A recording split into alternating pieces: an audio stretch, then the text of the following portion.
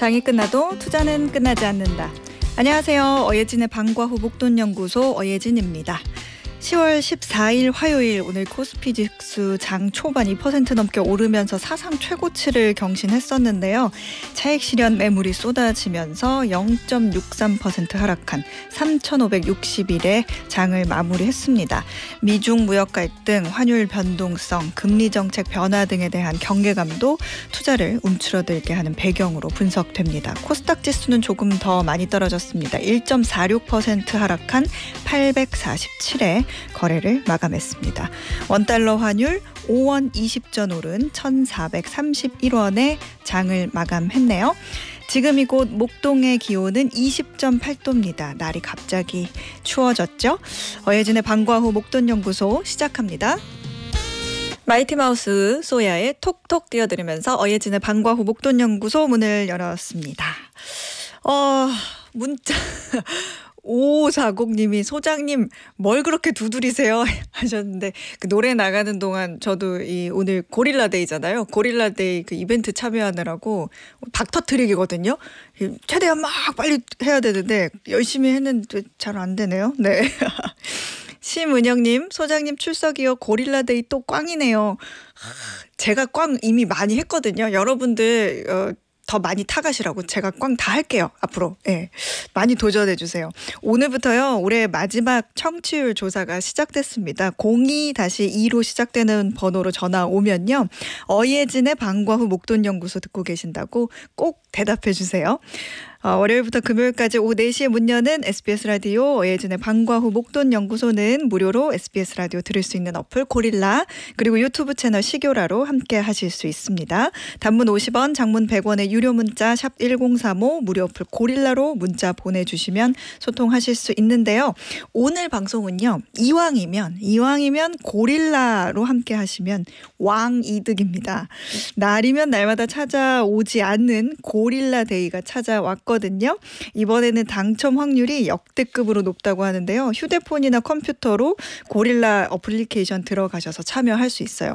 어플리케이션 들어오시면 오른쪽 상단에 고릴라데이 이벤트라는 아이콘이 이렇게 돌아가면서 움직이고 있어요. 그래서 클릭하시면 노란 박이 나오거든요. 그 박을 이제 박 터트리는 거예요. 손가락으로. 그래서 제가 아까 했던 것처럼 와다다다다다 양손으로 와다다다다 해가지고 대박을 터트려 주세요. 그래서 운이 좋으면요, 여러분 주유권도 당첨되고요. 피자, 햄버거 이런 랜덤상이 당첨이 된다고 합니다. 그리고 내가 좀 손가락이 빛보다 좀 빠르다. 그러면 이제 랭킹상까지. 저는 지금 최고 기록이 2,740점이거든요. 최고 기록 보니까 막 8,100점 나오신 분도 있으시더라고요. 한번 도전해보세요. 기회는 프로그램별로 한 번뿐인데 동시간대 옆 채널 파워 FM에서도 참여 가능하니까 갔다가 오시면 됩니다. 고릴라가 쏘는 대박 선물 놓치지 마세요. 오늘 1교시는 한 가지 경제 현상을 제대로 파보는 분석천재 나건웅, 2교시는 그때 그 시절 뉴스로 배우는 경제 이모저모 라떼 뉴스 준비했습니다. 저 어예진이 직접 고른 꼭 알아야 할 뉴스 어뉴스 오늘도 배달 왔습니다.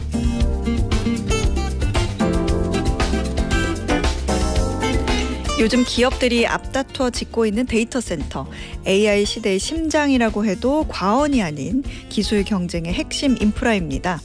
챗GPT 같은 거대 모델을 한번 학습시킬 때마다 수천 가구의 1년치 전기가 들어간다고 하죠. 5년 뒤에는 전 세계 데이터 센터가 쓰는 전력이 우리나라 2년치 전력 소비량에 달할 정도라고 합니다.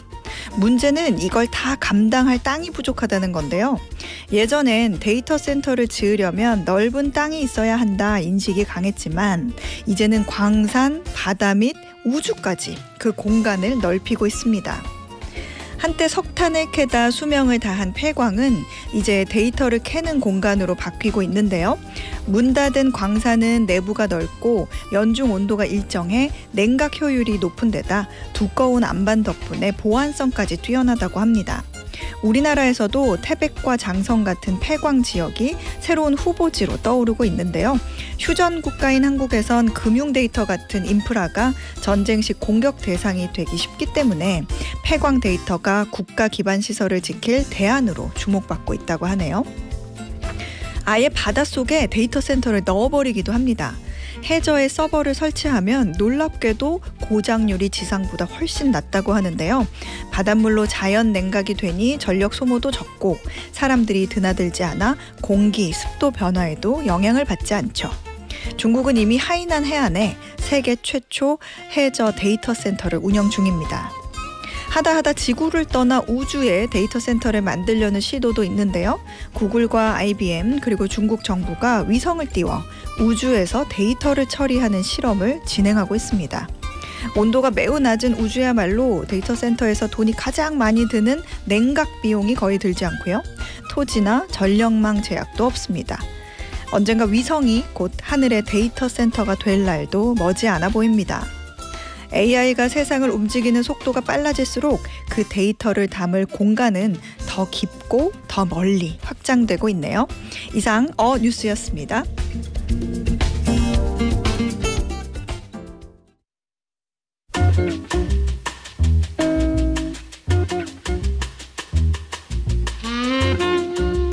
한 가지 경제 현상을 제대로 파보는 분석 천재 나건웅. 오늘도 매경 이코노미의 나건웅 기자 스튜디오에 나왔습니다. 어서 오세요. 네, 안녕하세요. 안녕하세요. 오늘 분석해 주실 경제 이슈는 뭔가요? 네, 오늘은 경제 이슈를 넘어서 나아가 사회 이슈라고 봐도 될 것 같아요. 네. 요즘 우리 사회 곳곳에서 조용하지만 위험한 속도로 빠르게 퍼지고 있는 현상 하나를 짚어볼까 하는데요. 네. 요새는 AI 같은 기술이 너무 빠르게 발전하다 보니까 스스로 생각하기를 멈춰버린 사람들이 늘어나고 있습니다. 뇌를 꺼버렸다고 해서 이른바 호모 브레인 오프 시대에 돌입했다고 볼 수 있는데요.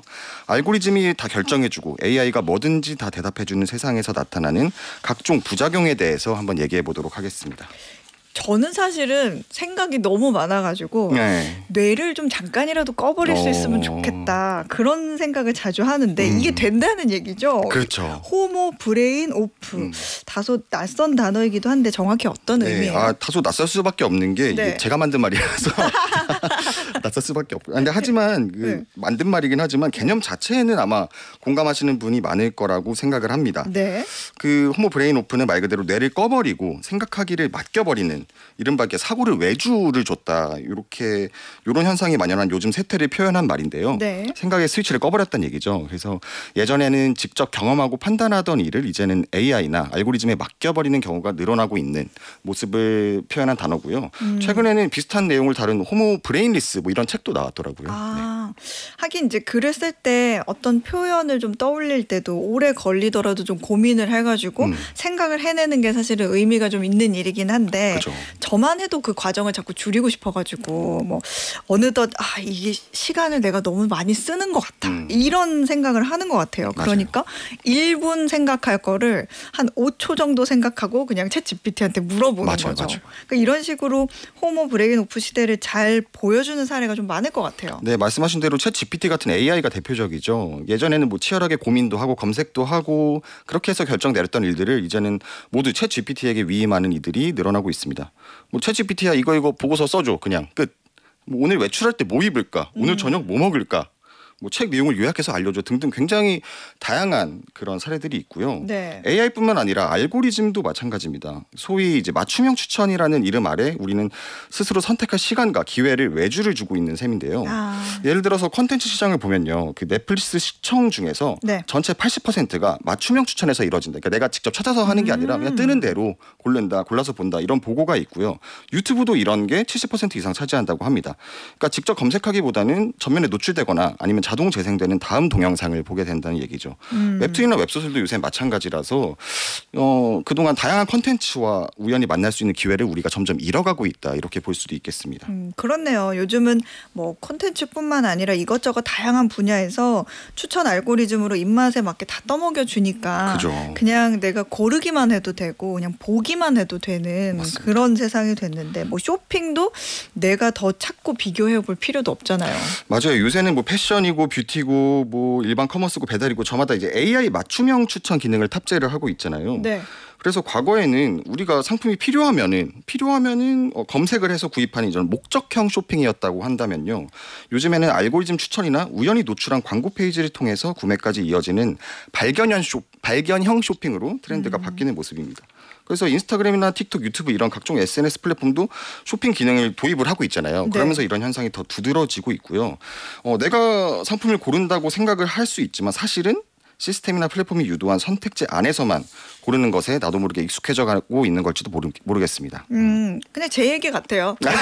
SNS에서 플랫폼 쇼핑 그냥 또 기가 막히게 제 스타일을 잘 찾아서 그러니까 보여줘요. 가끔은 내 얘기를 듣고 있나라는 생각이 들 것 정도로 같아요, 정말. 그렇게 나오고 있죠. 근데 또 반면에는 이런 생각도 할 수 있을 것 같아요. 생각을 줄이는 게 정말 큰 문제일까? 사실 편하고 좀 시간도 절약되고 그러니까 AI가 알아서 내 취향 다 잘 파악해가지고 필요한 걸 추천해주고 또 기술 발달에 따른 편리함도 이렇게 볼 수 있을 것 같은데. 그렇죠. 소장님 말씀대로 나는 뇌를 좀 꺼버리고 싶은데 뭐 이런 분들도 많으실 거예요. 저도 이제 AI나 알고리즘의 순기능을 부정하려는 거는 절대 아니고요. 다만 과하게 여기에 의존할 때 나타나는 부작용을 얘기해보고자 하는 겁니다. 네. 사실 기술이 발전하면 발전할수록 뇌 기능이 퇴화한다고 해요, 실제로. 그 한 교수님께 제가 물어봤는데 네. AI가 대신 답을 내주는 순간 인간은 생각의 근육을 잃는다. 그 서울대 뇌인지과학과 이인하 교수님께서 말씀해 주셨는데요. 네. 기술의 편리함이 사유의 근육을 마비시킨다는 겁니다. 그러니까 인간의 뇌는 기본적으로 이렇게 편리한 걸 추구한다고 해요. 그래서 AI가 대신 생각해 주는 순간 뇌는 이거 굳이 내가 생각할 필요 없잖아. 라고 생각하면서 활동을 멈춰버리고 이게 반복되면 반복될수록 점점 생각하는 힘 자체가 줄어든다고 합니다. 예를 들어서 뭐 AI까지 안 가더라도요. 예전에 계산기가 보급되면서 우리가 암산 능력이 떨어지고 스마트폰 전화번호부가 대중화되면서 기억력도 저하됐고요. 내비게이션 덕분에 공간 인지 능력이 약해지고 뭐 이런 것들도 있거든요. 그래서 기술 발전이 비판적 사고와 판단력을 퇴화시킨다고 할 수 있고요. 행동력도 줄일 수 있다고 하더라고요. 그러니까 내비게이션이나 지도 앱이 없으면은 가까운 동네 산책도 못 나가고 AI가 없으면은 내가 메일도 못 보내게 되는 이런 상황까지 펼쳐지고 있습니다. 네. 실제로 뇌 기능이 약해진다는 연구 결과가 있어요? 네, 이게 저의 뇌피셜이 아니라 진짜로 연구 결과가 있습니다. 그 미국 MIT 미디어랩 연구팀이 대학생 54명을 세 그룹으로 나눠서 실험을 했는데요. 첫 번째는 AI 언어 모델을 사용한 그룹, 그리고 두 번째는 검색 엔진만 쓴 그룹, 세 번째는 아무것도 안 쓰고 쓴 그룹으로 나눠가지고 에세이 작성을 시켰는데 뇌전도 검사를 했더니 AI를 쓴 그룹이 뇌 연결성이 가장 약했고요. 창의성, 기억력, 책임감까지 눈에 띄게 낮았다. 이런 결과가 나왔습니다. 반대로 아무 도구도 안 쓴 그룹이 가장 활발한 뇌 신호를 보였고요. 네. 호모 브레인 오프 시대에서 찾아볼 수 있는 그런 다른 부작용도 있을 것 같아요. 뭐 예를 들어서 개인을 넘어서 어떤 조직이나 사회 전반에도 나쁜 영향을 끼치는 게 있었다. 이런 게 있나요? 네, 그 개인과 마찬가지로 기업에서도 부작용이 나타나고 있다고 합니다. 그 예를 들어서 스타트업이나 중소기업 상당수는 그 인스타그램이나 페이스북 광고 관리자라는 그 프로그램이 있거든요. 네. 그거에 너무 의존하고 아니면은 구글 트렌드 지표 요것만 보고 마케팅을 설계를 하는데요. 요 과정에서 이제 기업의 자체 조사나 직관적 전략이 다 사라지고 있고요. 기업 고유의 철학이나 희소성도 희미해지고 있고 이런 부작용이 나타나고 있고요. 또 내부에 자동화가 만연하면서 그 조직 내부의 고차원적이고 창의적인 전략 수립 역량을 잃어가고 있다. 이런 증언들이 이번 취재를 통해서 많이 나오고 있더라고요. 그래서 국내 한 패션 스타트업 광고 마케팅 담당자가 저한테 이렇게 말했는데 기업이 빅데이터 분석 툴로만 소비자 심리를 파악하게 되면서 실제 현장 인터뷰나 오프라인 체험 조사가 줄어들고 있다. 그래서 이렇게 되면은 소비자 진짜 불만을 간과하는 결과가 나타날 수 있다. 뭐 이런 식으로 얘기를 했고요. 그리고 이름은 밝힐 수 없지만 한 스타트업 대표님이랑도 제가 인터뷰를 했는데 커머스 스타트업이었어요. 그게 좀 하이엔드 고품질의 물건을 파는 그런 커머스 스타트업이었는데 빅데이터 프로그램을 새로 도입한 거예요. 비싼 돈을 주고. 그래서 돌려봤더니 매출이 점점 더 떨어지더라는 거예요. 그래서 대신에 3대째 청담동에 사는 어떤 여자분을 MD로 다시 발탁해서 했더니 매출이 오히려 오르더라. 그러니까 데이터가 주는 그런 분석만으로는 한계가 있고 아직까지는 사람의 영역이 더 직관이 또 뛰어나다. 뭐 이런 증언도 있었고요.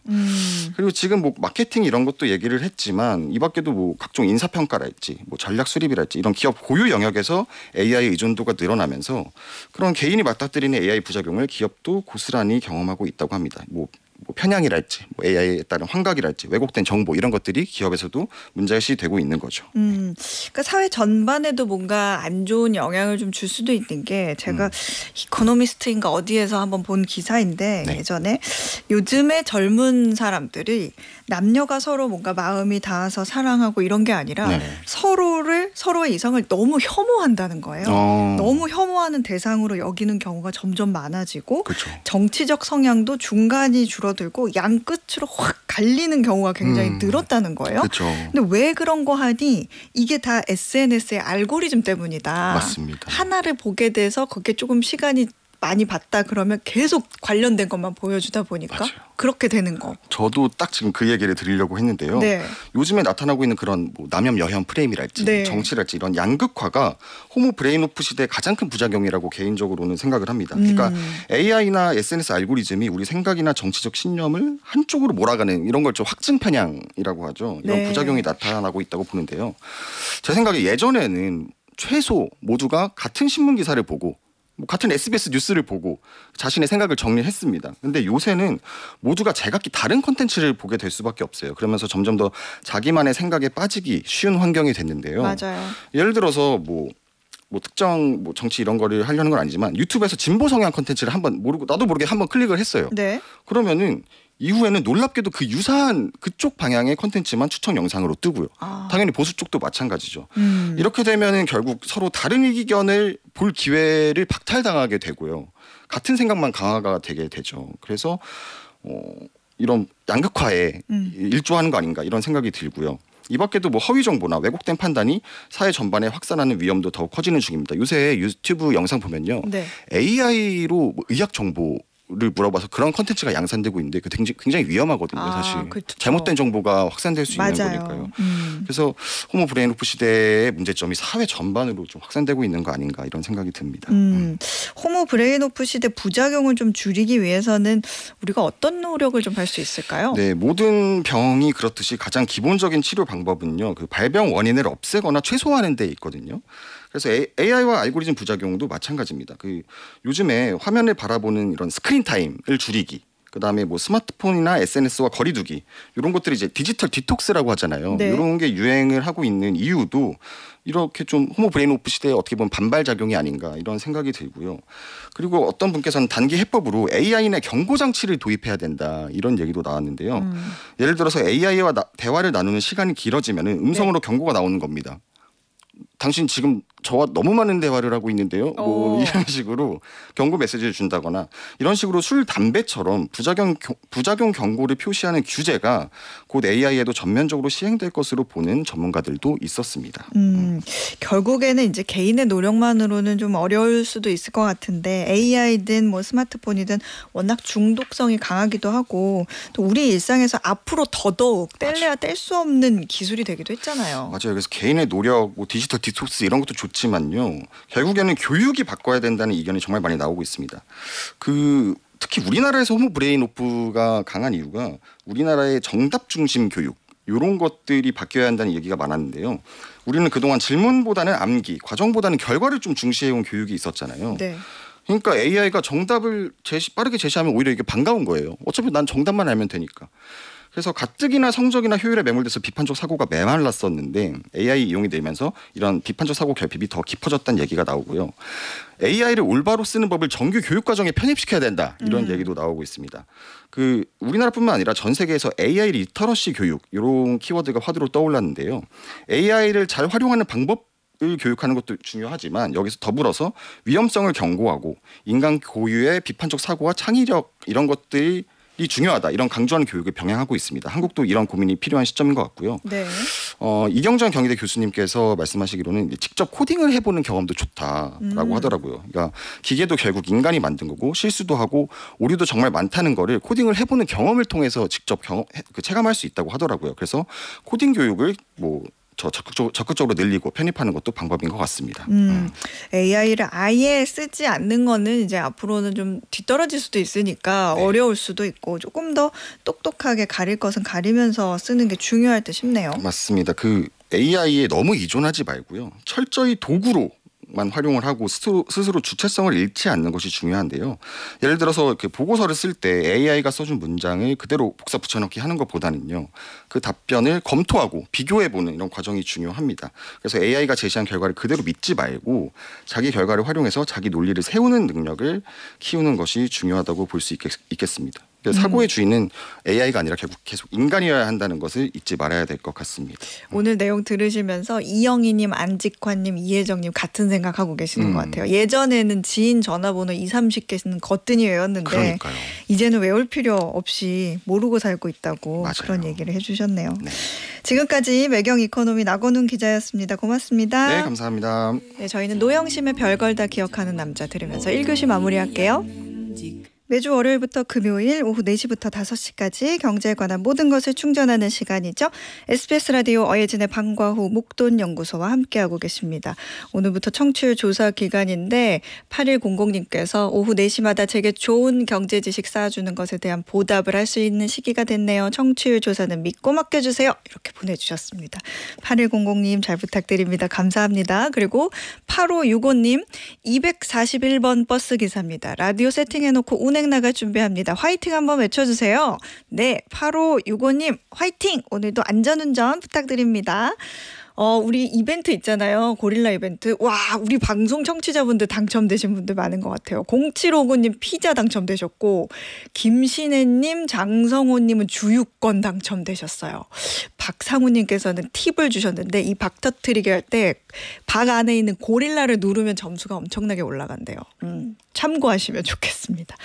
그리고 오늘 좀 눈여겨볼 만한 주요 뉴스가 있어서 잠깐 소개를 해드릴게요. 오늘 중국이 우리나라 한화오션 미국 소재 자회사 5곳을 제재했다는 보도가 나왔거든요. 그러면서 오늘 주가도 한화오션 같은 경우에는 6% 가까이 빠졌는데 왜 잘 있는 우리를 굳이 그랬냐. 이게 미국이 지난 4월에 중국 선박에 대한 입항 수수료를 부과했거든요. 그런데 중국도 오늘부터 이제 맞불로 입항 수수료를 비롯해서 미국에 대한 각종 제재를 내놓고 있는데 거기에 우리는 왜 꼈냐.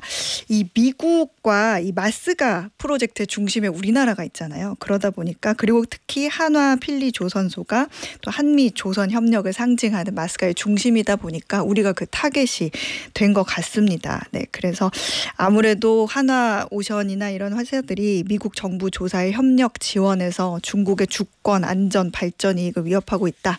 이러면서 제재를 시작을 했네요. 이 부분 투자하실 때 참고하시면 좋겠습니다. 오늘의 퀴즈 풀고 2교시로 넘어가 볼게요. 국내 증시가 쉬었던 추석 연휴 기간 미국과 중국의 무역 갈등이 다시 불붙으면서 미국 증시가 큰 폭으로 하락했습니다. 특히 기술주와 코인 관련 종목에 이 투자 방식으로 투자한 서학 개미들의 손실이 컸는데요. 더 큰 수익을 노리며 자기 자본보다 더 많은 금액을 굴리는 투자 방식이 이번 하락장에서 독이 된 셈입니다. 상승장에서는 수익이 몇 배로 커지지만 하락장에서는 그만큼 손실이 불어나는 이 투자 기법은 고수익, 고위험 전략으로 잘 알려져 있는데요. 자, 여기서 오늘의 퀴즈 나갑니다. 지렛대라는 뜻의 영어 단어에서 유래한 투자 방식으로 자기 자본 외에 대출이나 파생 상품 등을 활용해 고수익을 노릴 수 있지만 하락장에선 손실도 몇 배로 커질 수 있어 각별한 주의가 필요한 이 투자법. 뭐라고 할까요? 자, 보기 있습니다. 들으시면 아마 아실 거예요. 1번 비버리지, 2번 레버리지, 3번 카트리지. 정답 아시는 분들은 단문 50원, 장문 100원의 유료 문자 샵 1035나 무료 어플 고릴라로 보내주세요. 당첨되신 분들 중에 추첨해서 편의점 상품권 보내드립니다.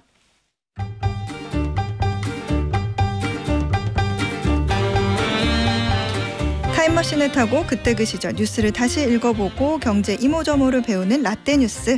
오늘도 한국경제신문 임현우 기자 나왔습니다. 어서 오세요. 네, 안녕하세요. 네, 오늘은 몇 년 전 뉴스 한번 볼까요? 네, 오늘은 17년 전으로 가보겠습니다. 2008년 6월 10일 머니투데이 기사고요. 제목은 워런 버핏 대 헤지펀드 수익률 내기 누가 이길까입니다. 워런 버핏과 헤지펀드가 수익률 내기를 했던 적이 있나 봐요. 기사 내용 한번 봐볼까요?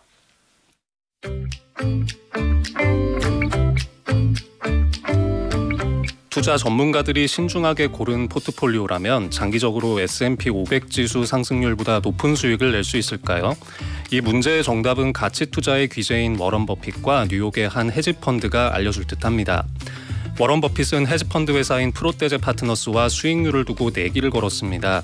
앞으로 10년간 S&P 500 지수를 추종하는 인덱스 펀드의 수익률이 프로테제가 엄선한 5개 헤지펀드 수익률 평균보다 높을 경우 버핏이 이기고 반대의 경우 프로테제가 이깁니다. 버핏과 프로테제는 이 세기의 대결에 각각 32만 달러씩을 걸었습니다. 양쪽이 베팅한 총 64만 달러의 판돈으로 미국 국채를 매입했습니다. 향후 국채 수익률을 감안할 때 10년 후 원리금은 100만 달러로 불어날 전망인데 이 돈은 승자가 지정한 자선단체에 전액 기부됩니다. 워런 버핏이 좀 안정적인 종목을 오래 보유하는 그런 투자 스타일로 유명한데 공격적인 투자를 하는 헤지펀드하고 수익률 내기를 했다니 좀 신선한데 이 내기는 어쩌다가 하게 된 거예요? 네, 이게 2006년 5월에 버크셔 해서웨이 연례주주총회 때 이 워런 버핏이 한 발언에서 비롯됐습니다. 이 당시에 버핏은 아무리 유능한 펀드 매니저라도 시장은 지속적으로 이기는 것은 불가능하다고 했는데요. 어떤 운용사가 됐든 간에 헤지펀드 수익률이 S&P 500 지수를 장기적으로 초과하기 어렵다고 한 겁니다. 이 말을 듣고 승부욕이 발동한 사람이 있었습니다. 이제 기사에 이름이 나온 프로테제 회장 테드 지데스인데요. 2007년 버핏에게 내기를 제안했습니다. 구체적인 게임의 룰을 협상한 끝에 실제로 투자 대결이 성사가 됐습니다. 아, 그렇군요. 이제 인덱스 펀드와 헤지 펀드 대결. 인덱스 펀드, 헤지 펀드 개념 우리 간단히 먼저 정리하고 넘어가 보죠. 네, 뭐 많이들 아시겠지만 간단히 요약해 보면 이 인덱스 펀드는 수익률이 어떤 지수의 움직임을 따라가도록 만든 상품입니다. 뭐 아주 단순화해서 예를 하나 들면 어방목이라는 주식시장이 있고요. 여기에 종목이 3개가 있습니다. 어예진, 낙원웅, 임현우 이렇게 3개가 있는데 네. 시가총액 비중이 어예진은 50%, 낙원웅은 30%, 임현우 20%라고 해보겠습니다. 그러면 이 어방목 지수를 추종하는 인덱스 펀드를 만들 텐데요. 투자자들에게서 돈을 모아서 어예진 50%, 낙원웅 30%, 임현우 20% 이 똑같은 비중으로 주식을 사는 겁니다. 이렇게 하면 이 펀드를 산 사람들은 이론적으로 어방목 지수가 올라가면 펀드 수익률이 똑같이 올라가고요. 떨어질 때도 마찬가지가 될 겁니다. 시장을 복제한 투자 상품이 탄생을 하는 겁니다.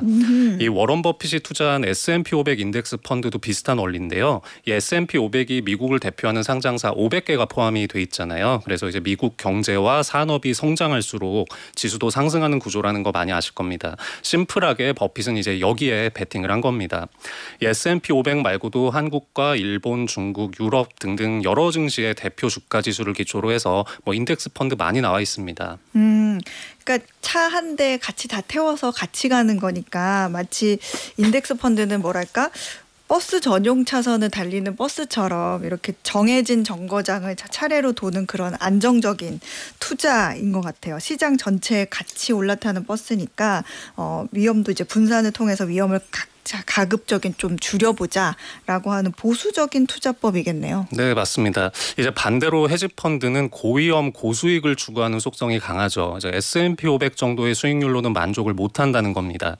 펀드 매니저의 주관적 판단이 개입해서 투자 대상을 적극적으로 고르게 되는데 이제 뭐 이런 투자 방식을 액티브 투자라고도 하거든요. 네. 좀 위험을 더 감수하는 대신에 남들보다 높은 수익률을 목표로 합니다.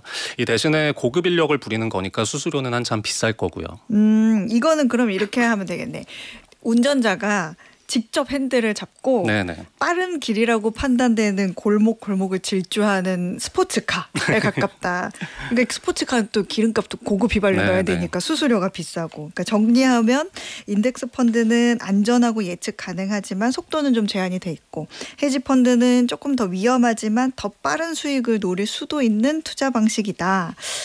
근데 워런 버핏이 평소에 그 헤지펀드 수익률은 지수를 따라갈 수 없고 헤지펀드는 투자자들로부터 각종 수수료를 빼앗기 위해 감원이설로 투자자들을 현혹한다. 이런 지론을 가졌잖아요. 네, 맞습니다. 그래서 대결을 시작할 때 버핏은 내가 이길 확률 60%다라고 했고 프로테제는 또 자기들이 이길 확률이 85%다 이러면서 서로 승리를 장담했습니다.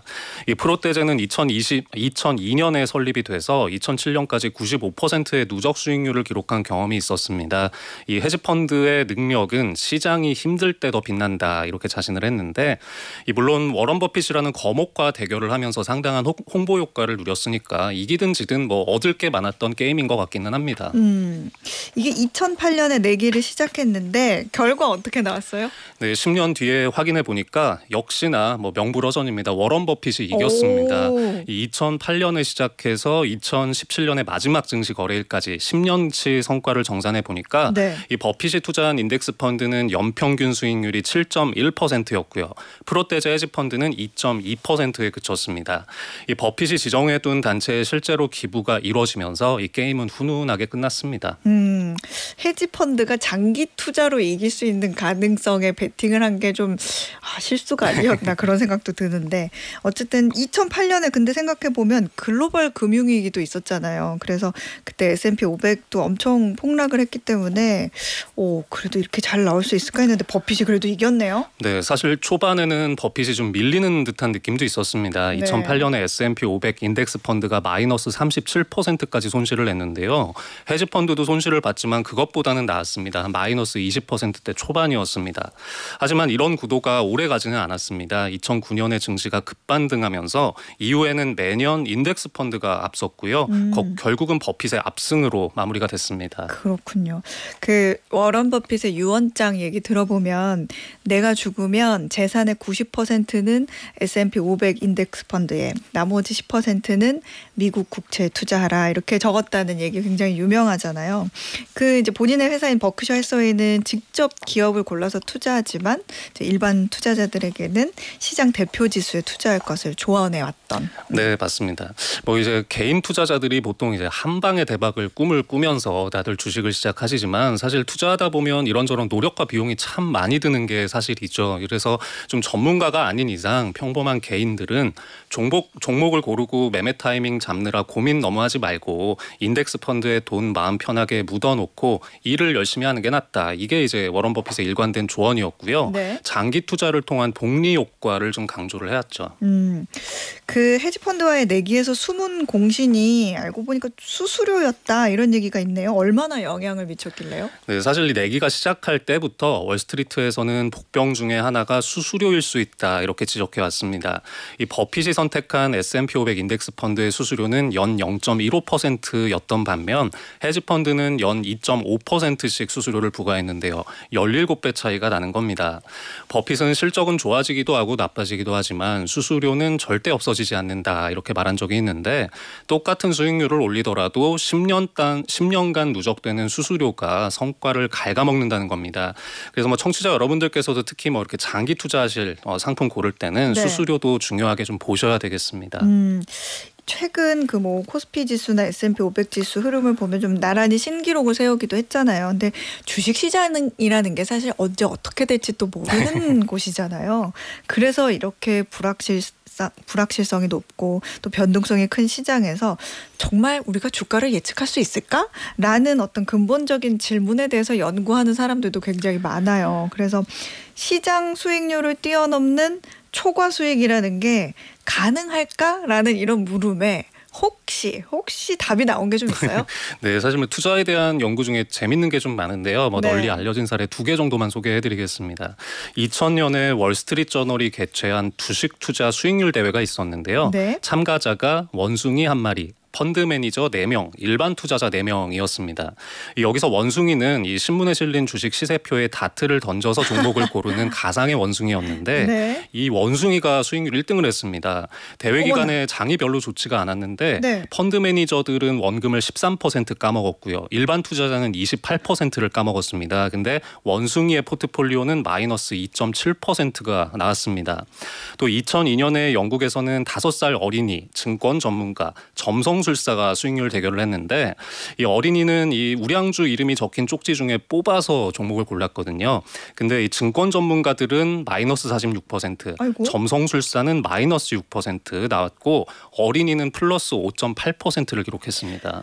이 얘기는 결국에는 주가를 예측한다는 게 그렇게 큰 의미가 없다는 얘기인 것 같은데 이걸 뒷받침하는 이론들도 꽤 있죠. 네, 뭐 주가가 술 취한 사람이 걷는 거랑 비슷하다. 그래서 아무리 분석해도 예측이 불가능하다. 이런 랜덤워크 이론이라는 것도 있고요. 네. 현재 공개돼 있는 모든 정보는 주가에 다 반영이 돼 있기 때문에 장기적으로는 시장 수익률을 뛰어넘을 수는 없다. 이런 효율적 시장 가설이라는 것도 있습니다. 이런 것들이 이제 인덱스 펀드가 낫다. 이런 근거가 되는 주장들입니다. 근데 또 현실 시장을 보면 꼭 그렇지만도 않은 게 거품이 생기고 단 며칠 만에 또 주가가 반토막이 나는 일도 흔하고 또 누군가는 늘 항상 높은 수익을 내는 사람도 있잖아요. 네, 그래서 반론도 상당히 많은데요. 사람들이 합리적으로 투자 결정을 내린다는 그 전제 자체가 틀렸다는 지적이 대표적입니다. 때로는 뭐 탐욕과 공포에 휩싸여서 이렇게 매매를 하는 게 쏠림 현상을 만들면서 주가가 거품이 끼거나 과소평가되는 일이 발생한다는 겁니다. 또 현실의 시장에서는 개미와 큰손 사이에 정보의 비대칭이 존재하는 게 사실이잖아요. 그래서 이렇게 되면 시장을 이기는 투자가 가능하다 이런 결론을 내릴 수 있게 됩니다. 그런데 양쪽 중에 뭐가 맞냐는 일치된 견해는 없는 게 사실이고요. 결국엔 이제 투자는 나의 책임하에 뭐 이런 원론적인 얘기로 돌아갈 것 같습니다.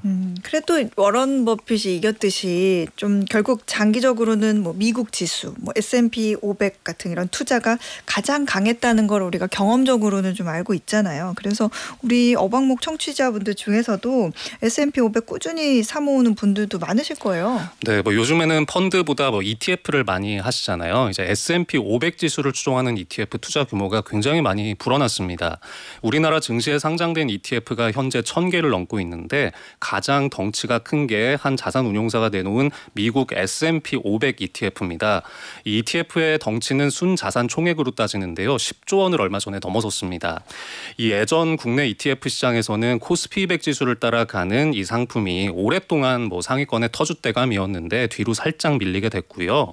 이 해외 투자가 대중화되면서 나타난 어떤 상징적인 변화 아니냐 이런 얘기들 나옵니다.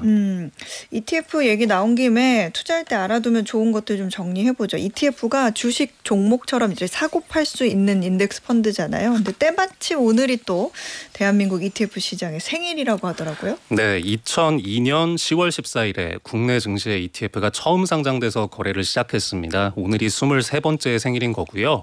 이 매매가 폭발적으로 늘면서 요즘 여의도에서 가장 주목받는 고성장 시장이고 금융회사들의 격전지기도 합니다. 전체 순자산 총액이 250조 원을 넘어섰습니다. 재작년 6월에 100조 원 넘겼다고 했는데 한 2년여 만에 2.5배가 됐습니다. 근데 이게 ETF 상품이 또 1,000개가 넘는다고 하니까 고르는 것도 진짜 어려워요. 그렇죠. 근데 요즘에는 이 대학생들도 ETF를 많이 이제 하더라고요. 사실 저는 대학생 때 ETF는 건드려보지도 못했는데 네. 참 격세지감 느껴집니다. 이 대중화가 확실히 됐습니다만 눈에 보이는 수익률이나 뭐 이자, 배당 이런 분배만 보고 투자를 하면 사실 수익을 원하는 만큼 거두기가 좀 어려울 수도 있는데요. 시장 상황뿐만 아니라 숨겨진 투자 비용도 좀 보실 필요가 있겠습니다. 똘똘한 ETF 고르는 뭐 기본 원칙들 좀 알려주세요. 네, 좀 수수료를 위주로 좀 설명을 드려보면 이거는 당연히 저렴할수록 좋겠죠. 이제 똑같은 지수를 추종하는 ETF가 여러 개 있는 경우가 있는데 이때는 운용사의 실력보다는 그냥 수수료에 따라서 실제 나의 수익률이 결정된다고 할 수 있습니다. 이 흔히 투자 설명서 보시면은 총 보수 이게 표시가 돼 있는데요. 여기에는 돈을 굴리는 자산운용사가 떼가는 운용 보수, 또 ETF를 관리하는 은행에 떼어주는 신탁 보수, 또 여러 가지 사무에 드는 비용 등등이 포함되어 있습니다. 그런데 투자자들의 부담은 총보수에서 끝나는 게 아닙니다. 기타 비용이라는 것도 있는데요. 네. 회계감사나 예탁결제, 또 지수를 사용하는 데 들어가는 이런 펀드 유지에 지속적으로 발생하는 돈입니다. 이거를 다 합친 개념을 합성 총보수라고 해서 TER이라고 하는데 이것도 좀 기억해 두실 필요는 있겠습니다. 그러니까 장기 보유하는 ETF일수록 수수료도 이제 복리처럼 쌓이기 때문에 단순히 이제 운용사가 공개한 그런 총보수만 볼 게 아니라 말씀해주신 뭐 회계 감사 비용이나 지수 사용료 같은 그러니까 실제로 들어가는 전체 비용, 그러니까 말씀하신 진짜 수수료 TER 이거를 꼭 확인하시는 게 좋겠네요. 네, 요즘에 이 광고를 보면 총보수를 내세워서 우리가 최저입니다 이렇게 광고하는 상품들 꽤 있는데요. 사실 자세히 보시면은 기타 비용이 총보수보다 비싸서 합성 총보수는 2배 이상인 경우들도 있습니다. 근데 이 총보수를 뺀 나머지 비용들은 이 매년 변동이 되고 사후적으로 확정이 되는 거여서 매수 전에는 정확하게 알기는 좀 어려운 면이 있는데요. 투자자들이 많이 보시는 사이트 중에 ETF 체크라는 홈페이지 있습니다. 네. 여기 들어가시면 상품별로 총 보수나 TER 같은 것들 다 나와 있으니까요. 한번 참고해 보시는 것도 좋을 것 같습니다. 수수료를 좀 최소화하고 싶은데 이것저것 비교하는 것도 좀 머리가 아프고 힘들다. 그럼 어떻게 하면 돼요? 사실 뭐 그럴 때는 그냥 규모가 큰 거, 남들이 많이 사는 ETF 이거를 네. 선택하시면 뭐 방법이 될 수가 있습니다. 규모의 경제가 만들어내는 비용 절감 효과가 있기 때문인데요. 또 너무 작은 ETF를 사시면 거래량이 많지 않을 가능성이 있습니다. 그러면 원하는 가격에 제때제때 팔기가 좀 곤란할 수가 있죠. ETF가 또 어떤 자산을 담고 있느냐 이거 굉장히 중요하잖아요. 포트폴리오 자세히 봐야 되죠. 네, ETF는 자산 구성을 따져보면은 사실은 꽤 복잡합니다. 주기적으로 바꾸기도 하고요. 여러 옵션들이 걸린 경우도 꽤 있습니다. 그래서 이 상품 안내에 보시면은 자산 구성 내역 PDF라는 게 다 나오거든요. 이거를 주기적으로 한번 보시고 운용사에서 설명하는 투자 전략도 알아두실 필요가 있겠습니다. ETF를 사고 팔 때 뭐 매매 타이밍을 잡을 때 우리가 좀 유의할 점이 있나요? 이 단순히 시장 가격만 보고 결정하지 마시고요. 매일 산출되는 기준가라는 것도 같이 보셔야 됩니다. 이제 ETF 자산을 좌수로 나눈 건데 자산이 늘면 그만큼 가격이 오릅니다. 근데 이 시장 가격이 기준보다 낮은 경우가 있습니다. 이거는 시장에서 이제 과소평가가 돼 있다라는 얘기로 해석할 수 있고 ETF가 싸 보이더라도 기준가보다 높다 그러면은 이거는 또 비싸게 사는 셈이 됩니다. 그래서 이런 것들도 좀 약간 중급으로 가시는 부분이긴 한데 좀 공부가 필요할 것 같습니다. 그렇군요. 오늘 ETF에 대해서까지 쭉 알아봤는데 ETF 좀 도전해 보시려는 분들한테는 유익한 정보가 아니었나 그런 생각이 듭니다. 지금까지 한국경제신문 임현우 기자였습니다. 고맙습니다. 네, 감사합니다. 네, 오늘 퀴즈 정답 확인해 보겠습니다. 오늘 퀴즈에서는 지렛대란 뜻에서 유래한 이 투자 방식, 대출이나 파생 상품을 활용해 수익을 키우지만 하락장엔 손실도 커지는 이 투자 기법이 뭔지 여쭤봤는데요. 정답은 2번 레버리지였습니다. 오늘 편의점 상품권 받으실 세 분은요. 8952님. 전 새가슴이라 인버스 레버리지 신용거래는 못해요. 잘하셨어요. 이거는 전문가들만 위험한 투자였습니다. 건강한 투자 하시길 바라겠고요. 그리고 오늘 휴가라서 여자친구랑 차에서 들어요. 알차고 재미있는 프로그램 알게 돼서 좋네요. 자주 들을게요. 라고 해주신 2799님. 이야 멋진 남자친구, 인텔리 남자친구. 자, 그리고 마지막으로 이 시간에 함께하면 모든 분야에서 상시광이 됩니다. 라고 보내주신 공성환님까지 이렇게 세 분께 편의점 상품권 보내드리겠습니다. 자, 어예진의 방과 후 목돈연구소 오늘 순서는요. 버스커의 여수밤바다 띄워드리면서 물러가겠습니다. 내일도 세상 돌아가는 소식 투자의 기본기 알고 싶다면 오후 4시 어예진의 방과 후 목돈연구소로 놀러오세요.